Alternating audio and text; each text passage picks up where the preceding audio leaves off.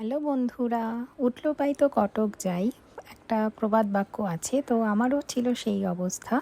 অ্যানিভার্সারির জন্য একটা কেক বানাবো, রেড ভেলভেট প্রিমিক্স একটা প্যাকেট কিনে নিয়ে এসে যা যা প্রসেস লেখা ছিল সেই মতো কেকটা বানিয়ে ফেলি।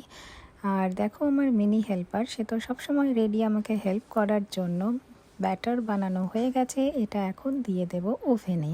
তো ভেবেছিলাম যেটা যে লেয়ার দেয়া ভেতরে ক্রিম বেস যে টাইপের কেকগুলো হয় সেরকম করব, কিন্তু দেখো কেকটা কেমন পাহাড়ের মতো উঠে পড়েছে। তো আমি তো সেইভাবে মানে খুব বেশি আইডিয়া নেই কেক বানানোর, তাই আর এছাড়াও বিট করার যেসব মেশিন লাগে কোনোটাই আমার ঘরে ছিল না, তাই এরকম প্যাকেটের ক্রিম এইসব দিয়ে আমি একটু ট্রাই করলাম যে দেখি কেমন হয়। ঘরের মানুষের জন্যই বানাচ্ছি, তাই অনেক অনেক ভালোবাসা দিয়ে কেকটা বানিয়েছি। তো এটা ছিল ফাইনাল লুক। Bye bye.